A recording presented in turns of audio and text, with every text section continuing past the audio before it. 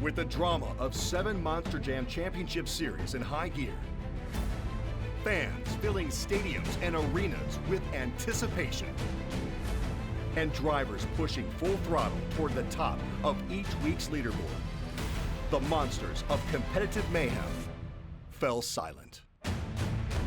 To all who have been waiting in wonder, it is now time to once again rise to our feet and celebrate the drivers that rose above all others, taking claim of their tour's Series Championship trophy. This is Monster Jam.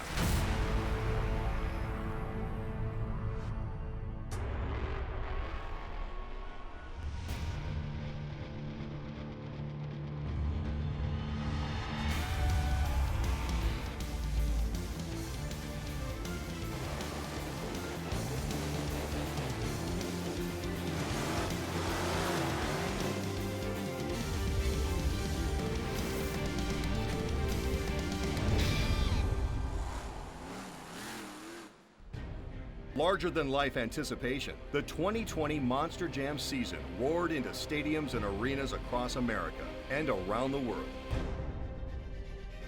Millions of fans came to bear witness to a competitive showdown of unrivaled motorsports power, scale, and full-throttle family fun. 74 world-class driver-athletes competed head-to-head across 7 different Monster Jam Series championships, each vying for an automatic bid to the hallowed dirt and dreams of Monster Jam World Finals 21. Rookies versus veterans, rising stars versus legends, and male versus female together on the same track, defying gravity, conquering fear, and summoning wanting crowds to their feet with the hopes of being crowned Series Champion. Strap yourself in. Over the next hour, we'll relive their stories and successes as Bryce Kenny, driver of Great Clips Mohawk Warrior, goes one-on-one with each of our champions, discovering how their grit, determination, and passion for Monster Jam competition enabled them to rise above and stake claim to a coveted Series Championship. Monster Jam Stadium Championship Series Red showcased 14 drivers who battled it out every weekend.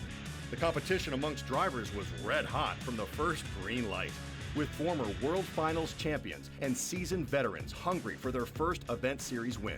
Drivers included the likes of Cole Vennard in Black Pearl, 5-time World Finals champion Adam Anderson in Gravedigger, 2017 champion Lindsey Wink in Lucas Oil Crusader, and Bryce Kenny, driver of Great Clips Mohawk Warrior. After 10 weeks, Todd LeDoux, driver of Monster Energy, commanded the top of the leaderboard, and with it, the title of Red Series champion. The 2020 season spelt redemption for LeDoux, who had to settle for 4th place in 2019's World Finals freestyle event. Finishing off at the podium at World Finals a year ago was hugely disappointing for him. Channeling this disappointment, he came into 2020 more determined than ever to win an automatic bid to this year's World Finals event by winning the Red Series Championship. Bryce Kenny sat down with the likable family man and fierce competitor, Todd LeDoux, to discuss his one-way road to victory. Right off the bat, there was a very tight race at the beginning of the season between you and Adam Anderson, driver of Gravedigger. Did that rivalry motivate you? Did it make you feel any more pressure? What was your ultimate goal in knowing that that you didn't want it to come down to the wire between you and someone like Adam Anderson? No. You know, when I finally saw the tour, lineups, and I saw you, Cole Vennard, Adam, I cringed a little bit. You know, a lot of very good, consistent drivers. And I got a little nervous, but I had to put that behind me and turn on that confident Todd, and Adam was at my throat. There was no doubt about it. But where we shine is Anaheim's, Texas. That's my house. You know what I mean? And then when we switched up to Florida, and Atlanta and Georgia, that's more Adams area of the grave digger. So I knew I had to have a points cushion going into those events. Then from there, I could switch it back up and start traveling back to my shows, you know, and my stadiums and stuff. And, you know, Adam, to a certain point, had to throw down. He had to, because him and I, we were within 2 points, back and forth. And all of a sudden, I got a lead. And then that's when he started going into panic mode of, oh, I got to catch up, where I was just kept it consistent. And I just was able to break away. And just everything just seemed like it lined up this year. And there was a lot of pressure, but I thrive on it. It's almost like a fuel. You were so consistent all year long. You had 3 overall championships in 3 straight weeks. Talk about that streak. What do you attribute that type of success and consistency to?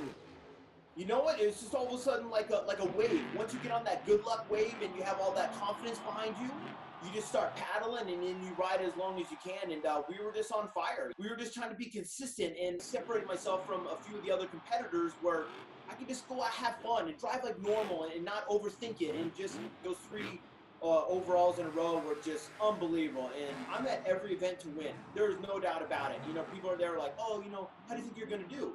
I'm here to win. You're currently right now 2nd in the Monster Jam power rankings. You spent a lot of time this year in that top 10. Were you paying attention to the power rankings week in and week out, and did those motivate you at all? Oh yeah, it motivates me every week. You know, I always sat there on every, Tuesday waiting for those results to come out and stuff, and we were steady. You know, we started out maybe around 8th, then we got up to like 5th or 3rd, and then we were all the way up to 2nd, and I was determined to knock Neil off the top. And he's a great driver, there's no doubt about it, and something he's so consistent. So to be at the top up there, that says a lot. There's a lot of Monster Jam athletes, women and men drivers out there, and to be number 2, it's a huge pat on the back for my team and myself and for Monster Energy. But there's a lot of pressure that comes along with having Monster Energy across your chest. So one of the things is you've got to win for Monster Energy. They expect for you to win. Oh yeah, every week, it's pressure on me for sure, because there's a ton of other Monster Jam athlete drivers that want this across their chests. It is a lot of pressure, especially in Anaheim. That's Monster Energy's home show. I love my truck when I stare at it and I look at it, and it's just this Monster Energy and just the color scheme. It's an amazing opportunity. But like you said, they want to see championships. They want to see wins, and that's what I'm delivering for them. I know you were very sad, just like the rest of us, about Monster Jam World Finals being canceled and for 2020. What was your initial reaction when you saw that news? Bummed. That's our mecca. That's our biggest show of the world, and there's no rules. You know what I mean? It's the World Finals. You can debut any trick you want. You can do massive airs. You know what I mean? And it was just devastating, because I know so many fans wanted to see Monster Energy do another giant leap. And, and I learned a lot. I sit at home still sitting there going, like, I should have won freestyle. I wanted to be the very first freestyle champion there, but it just wasn't in the cards because of fan judging and a bunch of other things. But, I wanted to go back, do another massive air, put on a better freestyle to where people would unmistakably go, Todd the Duke's the winner. Because I'm getting sick and tired of, finishing 2nd, to Ryan in freestyle, and 2nd to Morgan Kane in racing, and like all these 2nds and 3rds. It's just, I need a win. I owe Monster Energy their very first world championship, and I'm going to get them in. LeDuc's persistence and drive is sure to make him a force to be reckoned with again next season. The Arena Series Championship was home to the Monster Jam 2019 World Finals Freestyle Champion, driver of Scooby-Doo, Lindsay Reed. Looking to ride her World Finals victory into the 2020 season, she set her sights on claiming her first series championship. Standing in the way of Reed's ambitions was 21-year Monster Jam veteran Randy Brown of Team Gravedigger. What quickly emerged was a rivalry that had Reed and Brown trading wins and swapping the top spot for the series point lead throughout the season. Brown, the 2017 Arena champion, waited until Wichita, Kansas to solidify his lead over Reed by winning 2 of the 3 overall event championships that weekend. For the season champion, his competitive nature and revved-up rivalries with up-and-coming drivers like Reed keeps him in the driver's seat, and 2020 was no different. Do you still get those butterflies in your stomach after you win, or has some of that magic kind of fallen off a little bit over the years? Well, every time I get in the truck, I still get butterflies. I'd be lying if I said I didn't. There's always that little grumbling in my stomach that just wonders what's going to happen, you know. But once the truck fires up and I'm out there, I feel like I'm in my element. I love what I do, so there's no pressure once I'm out there. And every championship now, from this point on, it just seems like it's getting harder and harder. So therefore, I think I appreciate it a lot more. I would say the biggest competitor that you had on your tour was Lindsey Reed, who is our reigning World Finals freestyle champion from 2019. And thinking about going up against Lindsey Reed, you know, I know you guys have a really healthy rivalry between each other. But was there a little bit extra motivation to take her out because she was the reigning World Finals freestyle champion? Oh, yeah, absolutely. I mean, you can tell in our point series that she came out with guns a-blazing. You know, she really wanted to get that championship to go along with the World Finals Freestyle Championship. It's up to me to keep her from doing that, you know. So I'm not saying we took her lightly. I just don't think I was really prepared for the performance level that was coming out for our arena championship. You had guys like Zach Garner, Brandon Telechka, you know, Kalen Mingus, who was in the World Finals last year. You know, Darren Mingus, her dad, you know, Mark Hall and Kirk Kramer, all of them. I never realized how high the competition level could get in this arena series until they came on board this year. I was so impressed. I became the biggest fan for the arena championship series that we had because of what they were doing. You know, and I felt honored to be a part of them growing into the sport, you know, and kind of passing the torch, so to speak, to watch them excel, and they will be champions one day, I guarantee you. All right, so you were only 22 points ahead of Lindsey at the end of the season when you ultimately became the Arena Series champion. Do you think, though, because you guys had some more weekends left in the season, would you have maintained that lead? Because that's less than a full event worth of points. Yeah. Could you have pulled her off? Oh, absolutely. We could have pulled it off. Yeah. You know, I'd be lying if I didn't think I believed in my team to win this championship. You know, we've done it several times before. I knew we could do it again. It was just going to be close. She wasn't holding anything back. I wasn't going to let her have anything. So, you know, it was just going to come down to the wire, which is a good point series does. Yeah, absolutely. I believe we could have walked away with this championship. You know, we had the equipment to do it. I just had to do my job in the driver's seat. Fortunately for us, you know, we got this championship. I wish it would have went to the end, because you're always going to have those naysayers out there that would have said otherwise. But you know what? This is our championship. This is one more for the books, and we'll take it. Clearly, former Crash Madness champion Randy Brown has the determination to prove those naysayers wrong for years to come. With 3 times the focus, determination, and desire, the Monster Jam Triple Threat Series forces driver athletes to be in top physical and mental shape to withstand and triumph over their fellow competitors. The Triple Threat Series features drivers competing not only in 12,000-pound Monster Jam trucks, but also in speedsters and on ATVs in 6 individual scoring events. So for drivers on the Triple Threat Series, it not only comes down to diversified talent, but also focused strategy. That was the name of the game for Team Gravedigger driver-athlete Brandon Vincent, who realized he would have to work both smarter and harder to become Triple Threat West Series champion. For Vincent, winning would mean overcoming a 32-point deficit while going head-to-head with 2-time Triple Threat Series champion Tristan England, driver of Earthshaker. It's a really competitive group, and I knew that going into the season, you know, so I was on my A game. Going into a triple threat season, as you know, you performed on one, and it's a lot of work. If you're not consistent with it all the time, it takes a minute to get back in that groove and get back in the groove of driving. And, you know, we kind of got back in the groove, and, you know, Tristan England with Earthshaker was my biggest competition on that tour. He had won 2 prior Triple Threat Series championships, and I wanted to knock him off and take that from him. As Vincent suggests, Tristan England was a force to be reckoned with, winning the Triple Threat Series West in 2018 and the Triple Threat Series East in 2019. And in 2020, England got out to a fast start, dominating the Great Clips Skills Challenge throughout the season, taking home 23 victories and winning 10 overall event championships, while Vincent struggled with truck issues. But through teamwork and tenacity, Team Gravedigger would prevail over England. I really had to earn my points back because I was 32 points down going into the 4th and 5th show of the season. We had 2 motors go out back to back. The 2nd and 3rd weekend, I was leading by, I think, a point the first weekend, leaving Salt Lake City, going into the next week in Tacoma and stuff. We just had motor issues and blew 2 motors up. I was 32 points down. So I came back after Winnipeg when I scored 47 out of 48 points, got the lead back, and then went up 20-some points, I want to say, in that same weekend. I was like, all right, here we go. Let's keep it going. My crew was on board with me throughout the whole thing. You guys give me 100%, give me 100% truck, and I'm going to give you 100% of my driving style and try to win everything. And we're going to be champions together. So, and that's what we did. So it was fun. It was a crazy year. You know, you went from going down, no one believing in you being the underdog, to having to overcome that mechanically, psychologically, mentally, as a team. Then all of a sudden you got a 20-point lead, and you had to switch your mindset into protecting it.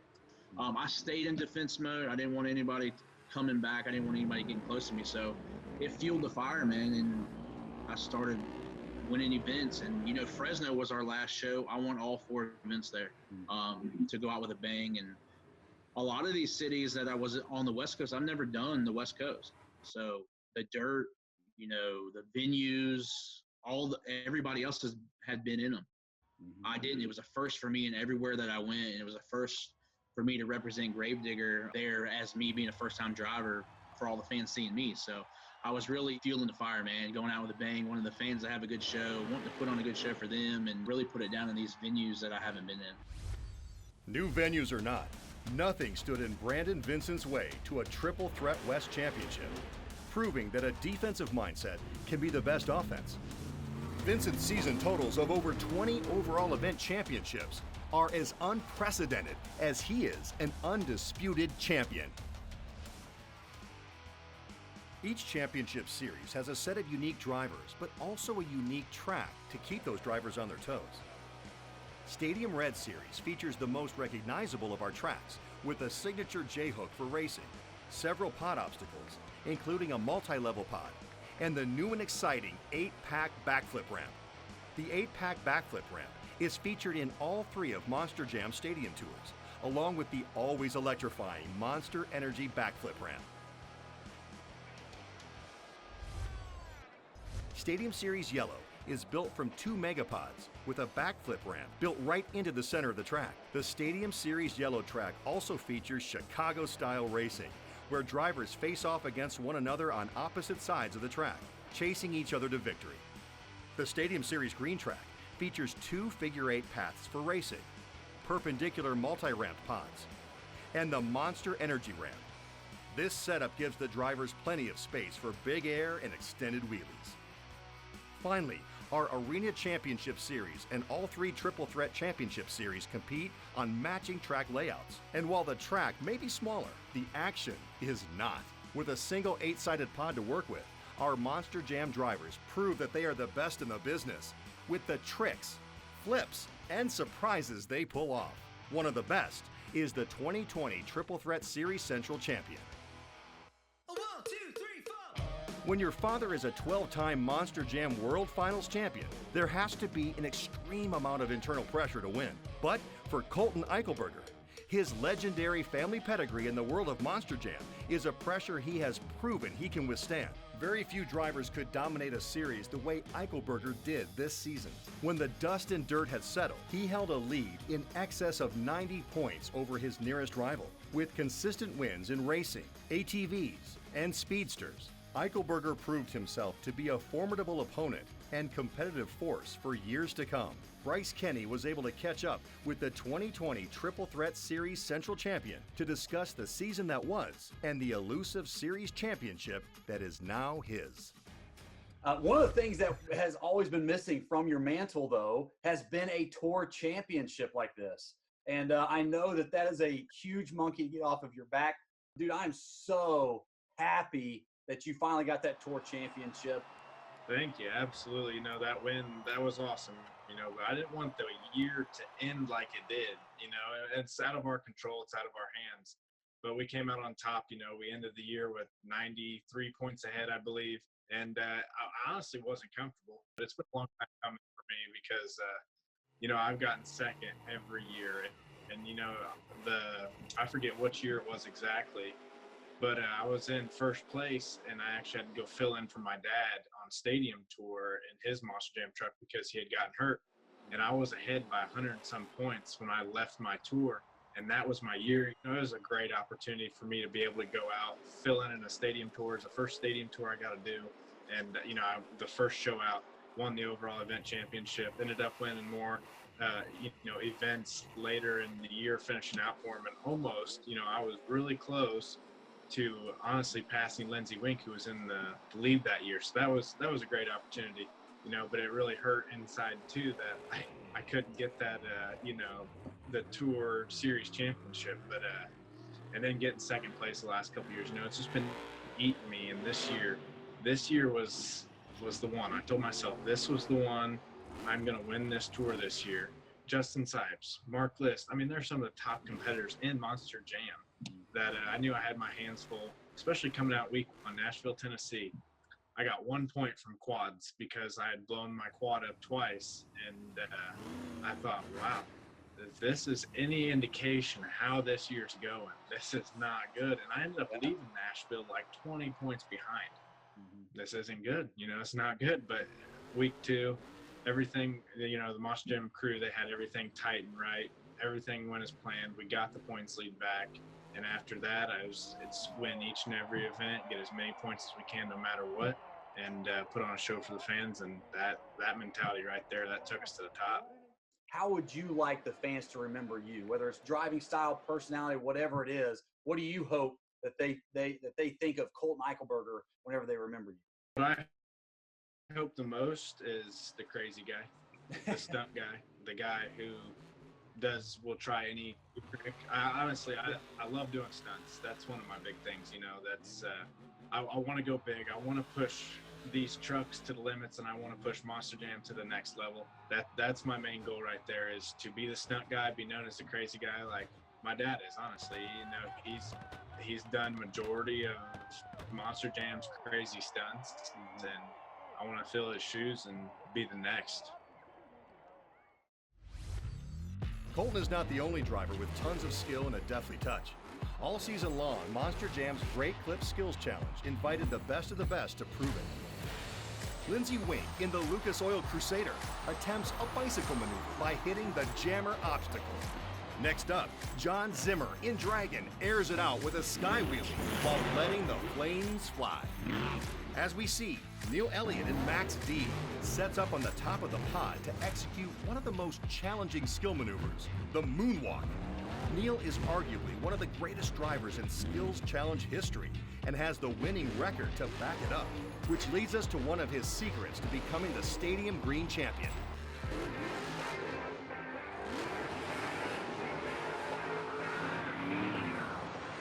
The 2020 season was cut short, but for Monster Jam Stadium Series Yellow, there was no shortage of down-to-the-wire battles. With just 1 point separating them, up-and-coming superstar Camden Murphy and veteran Charlie Polkin fired it up in a heated exchange for victory all season long.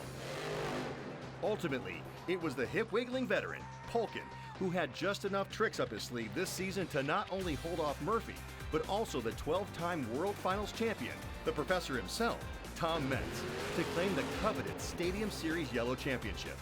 The Great Clips Mohawk Warrior, Bryce Kenny, caught up with Charlie Polkin at his home to discuss his nerve-wracking and nail-biting season victory.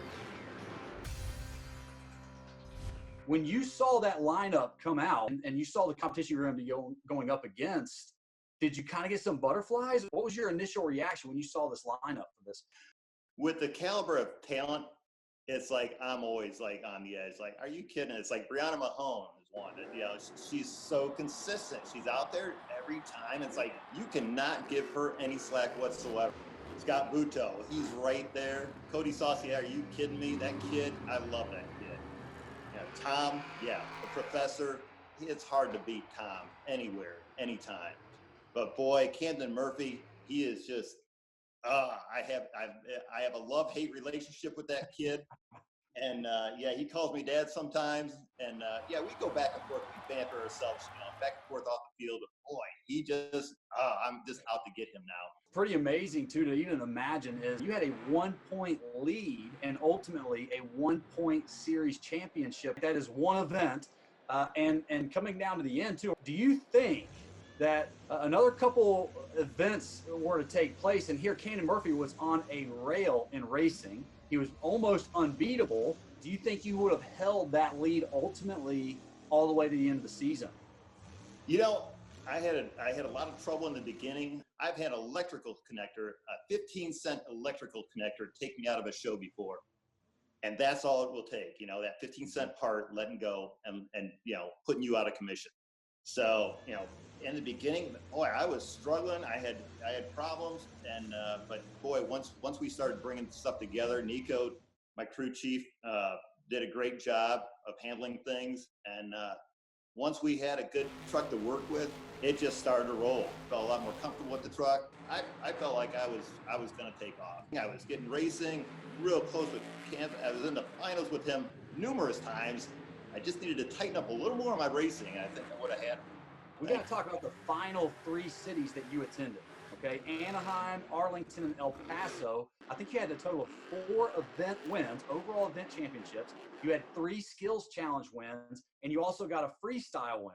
I mean, that's a lot of winning, Charlie Pocket. Were there any of those wins in particular that kind of stood out to you from those last 3 cities you competed in? And, you know, it's like everything's just started coming together and it just started flowing. Everything, you know, I can't really pick a whole lot. But it's like one of the things it's like I'm known for is slap wheelies. You know, I'd love to do the slap wheel. There's nothing like a good slap wheel. If you can pile drive that truck down into the ground and make it stand back up, and you can usually watch me and I'll be waving out the window as I'm doing it. And Oakland, I was actually able to, I was like, you know what? I talked to Chucky about it. I go, have you ever seen anybody take the steering wheel off, you know, and hang it out the window as they're doing that? And he's like, no, I don't think it's ever been done before. It's like, all right, that's what I'm going to try and do. So in the one run, I was actually able to do the slap wheelie and actually pull the steering wheel off and hang it out the window. Of course, as I'm doing this, they still left the race moguls in place. So the truck was kind of dancing back and forth, and I'm like, oh my gosh, maybe this isn't the best idea. It was, no, oh geez, you know, so I'm in there dancing around myself. So that's one of the shows that just stood out to me. It's like, all right, it's that bringing something new to the, you know, upping the game. You always want to try and up the game. Everyone's out there upping the game. That's what's cool about it. They're still inventing things that I never thought I'd see this. In all my life, I'd never thought you'd see a 10,000 pound, you know, 12,000 pound now Monster Jam truck doing backflips. I never thought it. And now it's like to see a backflip, it's like, but that's what people want to see. Backflip, moonwalks. I never thought that would come about. And it's just awesome to see the people that can do it and the talent doing it. Well, there is obviously a huge thing to be said for the fact that you have obviously been part of the innovation, the evolution of Monster Jam as a sport, and the influence you have had is beyond legendary. And I think all of the drivers, including the young bucks coming up like Camden Murphy, you know, all of us should aspire to do half of what you have done in the sport of Monster Jam. I think the future will be very bright if that is the case. But speaking of dancing around, right? I don't know if you've ever done an interview in your life without someone asking you about the Chucky dance. I don't know how that actually started. How was the Chucky dance actually born? I just had a great run, and I was all excited about it. I jumped out of the truck, just started doing a dance. And Scott Douglas was announcing, and he just tagged it the Chucky dance. And from there, it just kept on going. And people just asked for it. And that's the great thing about it. The people ask for it. The kids come up and will do it in the autograph session and pit parties. And, you know, that to me, that's everything. You know, when a kid comes up and does that for you and wants to do it with you, the video, you know, that's everything. That's what it's all about, having fun.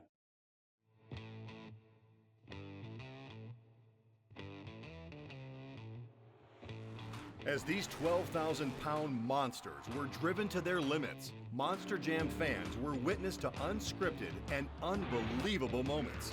Get ready as we count down the top 3 Monster Energy Action of the Week performances of 2020. At number 3, Cole Bernard in the Black Pearl pulls off his signature walk-the-plank backflip into a wheelie.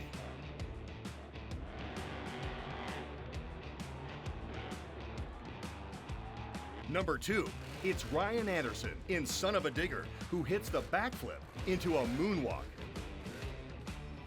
And our number 1 Monster Energy Action of the Week winner is Rosalie Raymer in Wildflower, pulling out an unbelievable save when her backflip attempt doesn't go as planned. Tyler Menninga buried the competition before running away with the Triple Threat Series East Championship. All season long, Menninga's performance was a Monster Jam human highlight reel. The tricks and stunts he successfully performed in his Gravedigger truck pushed it to its limits each and every event. Of particular fascination, freestyle events is what glued fans in droves to live event screens, watching his original Superglue replays in arenas all over the East Coast this season. Menninga's domination over the Triple Threat Series East competition also came from unbelievable saves he was able to muster all season. What was kind of your bread and butter this season on the East Series? You know, I would say definitely for freestyle. You know, two-wheel skills is a lot of fun. We go out there and try and do our best trick. They took one hit away from us, so now instead of 3 hits, we only get 2. So I didn't like that as much. I like to go out and have fun, and if I mess up on one, at least have 2 more chances. So, but now freestyle for arenas, they added a mini flip range for us, so that was fun. I would always try and get the truck to land a certain way. I don't ever want to land wrong. You know, I don't want to be the normal guy out on the track. So I want to land all crooked and have to do a save after or something like that, you know. So just had a lot of fun with that all year. And even if the backflip ramp wasn't there for me, I still love freestyle more than anything. Yeah, well, you pulled off one of the coolest backflips, too, since Monster Jam introduced backflips inside of arenas. And it was a backflip into a moonwalk. So let alone just adding a backflip inside of an arena, but you added a moonwalk to it. Did you do that on purpose? Or were you planning that ahead of time? Or was it just the situation was there to give you that opportunity and you maximized it? You know, it really was the situation was there. I mean, I always wanted to do a backflip to moonwalk in an arena, but that particular flip, it actually didn't rotate fast enough or far enough. So, you know, the typical way to do a backflip to moonwalk would be to land and slap it, like rear slap wheelie, and then ride it out. Well, I pulled up to the jump and I drove through the backflip and I felt it not rotating fast enough. So I seen where it was going to land. I was like, oh, I see what I might be able to do here. So put it in reverse and backed out of there. So it's pretty cool. You are somebody that's very comfortable doing bicycles, somebody that has now tried to do, you were able to do a bicycle into a moonwalk like we've seen Ryan Anderson do. You've done that inside an arena. So not only are you able to do the things that a lot of us drivers have not been able to pull off yet, but you're doing it in a much smaller space. There's some people that have come up and said, well, yeah, Tyler's good at existing moves, but he's not innovating new moves or something like that. And they're not giving you the amount of credit. Do you listen to that noise, or are you so busy perfecting these Monster Jam moves and trying to do them better than anyone else that you probably don't care to innovate something new right now? You know, I'd love to innovate something new. It's just the fact of the stuff that's always turning in my brain and thinking, you know, what could I be doing next? Or, you know, I might not have enough room in this arena, maybe next weekend or something like that. But yeah, I don't really usually listen to anybody. I just go out and do my own thing and have fun. And people try and get in my head all the time, but it doesn't work. So I try and just clear my mind every time I'm in the truck, or if I'm riding the ATV or the speedster on the track. It's just me and the track. Like, I don't even think I'm driving Gravedigger half the time. I'm that zoned in. I'm like, not that I'm zoned in, but I'm just that calm and focused on what I'm doing and driving. And like, I don't let the Gravedigger name, I'm carrying a pretty big name, and I don't let that get to me a whole lot, I don't think. So I do the same thing no matter what truck's lined up next to me. That's awesome, man. Well, and you can tell that in your driving as well. Although I will say this, I think you're kind of holding your cards close to your chest. All of the best competitors out there, it's not that there's an ace of spades that someone has to play against that other driver. But I would imagine that there's a way to get into your head. I haven't figured it out. Most of Monster Jam has not figured it out, because you just continue to win and win and win. And I'm getting sick and tired of it, okay? We have an equal amount of years, and there you are sitting with all that hardware behind your head, and I'm sitting here with bad artwork behind mine. So I've got to remedy that in the Great Clips Mohawk Warrior this coming season. But dude, I'm so excited for you. Seriously, congratulations on another championship, Triple Threat Series East. Thanks, man. All right, man. Good seeing you, man. I miss you, buddy. I hope I see you soon. Yeah, take it easy. All right, buddy. Bye. Menninga's exceptional talent and desire for perfection is sure to elevate fans' expectations of him next season. Neil Elliott is no stranger to tough competition, and that's exactly what he was up against this season. With Ryan Anderson in Son of a Digger and Morgan Kane in Gravedigger. As to be expected, both drivers gave Elliott a run for his money. But it was the cool-headed and insanely skillful Max D driver who came out on top, thanks to his week-in and week-out consistency in the Great Clips Skills Challenge. Victory now in the books, the Stadium Series Green Championship completed yet another chapter in the epic Gravedigger versus Max D rivalry. You were the tour champion of Stadium Series Green. You pulled off a back-to-back championship. I know that means a lot to you. I know it means a lot to the whole Max D team. How's it feel? Man, well, I appreciate it. It feels great, to pull off back-to-back and just win the series. I was out front and I fell behind and I got back out front again. So, and I planned on staying there anyways. So, yeah, absolutely. Well, you won the Great Clip Skills Challenge in 7 of the first 8 cities you competed in this year. Obviously, to say that you were dominating in that competition would be an understatement. I noticed too, about halfway through the year, instead of drivers that said, hey, I'm just going to go do other things, you actually had more drivers beginning to try to match the nose wheelie and try to beat you with that move. Did you start to get nervous at any point saying, oh gosh, if I'm not the first one out there to do the nose wheelie, maybe I won't get as high of a score? Or what psychologically started to change with you when you started to see more drivers do your signature move almost? My strategy didn't change at all. I mean, if you got something that you can do well, you're going to stay with it. I'm not going to go out there and try something different, and we've talked about this in interviews in the past about my Max D truck does not work like all these other Monster Jam trucks do, with the coil springs and those sway bars. So like bicycles and stuff like that they're virtually impossible. It gets up on 2 wheels, and as soon as you counter steer a little bit, it's back on the ground. So yeah. This chassis was new 2 years ago, I believe, and when Tom and all the Monster Jam mechanics up there built this chassis, they changed a lot of stuff on it from the previous chassis that I had. And if I would have had my choice when I first drove it, I would have wanted to drive my 8 or 9 year old chassis that I had before in freestyle and race the new one. Because it's an awesome race truck, and it's an awesome freestyle truck too, because it will take one heck of a beating, but like we just talked about, it's so hard to get it bent out of shape and get that weird rebound, where my old chassis, all I had to do is jump it and save it, because it was going to rebound and do something weird. It was guaranteed. And this one here, I had to change my driving style in freestyle because it seemed like the crookeder you jumped it and the more crooked that it landed, the better it landed. So it was, I almost had to jump it and get it to land flat so it hits on all 4 shocks and then hope it rebounds weird. But the downfall to that is that all 4 tire flat landing hurts a whole lot worse than the stuff on the 2 tires does. Well, and talking about the tires, we've got a great relationship, of course, with BKT Tires. You were part of the class that got the Generation 4 BKT tires. Did that seem to affect your performance in racing?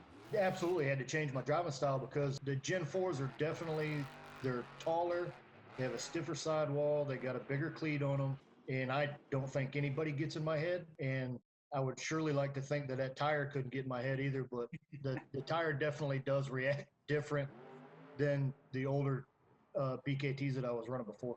Well, and so you won the racing event in Anaheim in February. It was your first and only racing win of the short season that you guys had.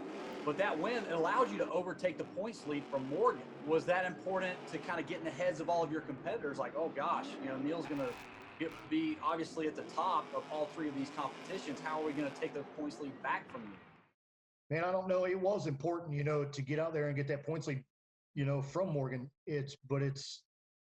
You know, it's with the change in the tires, and I really love a slick track. And just my luck this year, we never found a place that was slick or rainy or anything. So they never really were my track. But I can't blame it on that. You know, I need to learn to drive on everything, I guess. But to get that lead back and maybe rattle a few brains in on my tour, you know, if it worked, great. You ended the season currently #1 in the Monster Jam power rankings. And so I'm curious, how much did Neil Elliott pay attention to the power rankings week in and week out? Did you know where you were in that top 10? Because there was a lot of fluctuation up and down. I did. I paid attention to it a lot. You know, when I get home and when they posted the power rankings, I would read the articles on why and all the decisions were made and who moved where and all this stuff. So but I get home and it's like the day they're supposed to post it, you know, I'd be on my phone looking and, you know, I believe I was in the top 10 all year and finally worked my way up to that #1 spot, you know, and it was really, really enjoyable when I finally made that #1 spot because Morgan hung there for quite some time. Yeah. And being on tour, you know, it's like to end the year, I believe, on a 4-week stretch, which tied him and to end the year in the #1 spot, you know, so there you go, Morgan. Yeah, you had the last laugh, didn't you? Well, and this Max D versus Gravedigger rivalry, I love talking about it because I'm on the outside looking in. I get to watch Max D and Gravedigger drivers always just battle it out and talking about that rivalry because it's been going on for years, of course. How real is the rivalry between Max D and Gravedigger from your vantage point? From my vantage point, it's real. You know, and I think that's what's driven Monster Jam to be what Monster Jam is today, is that rivalry. You know, it takes Monster Jam names, truck names, and drivers pushing one another to the next level to make it bigger and better every year. But to come out on top, you know, I'm just as happy as could be.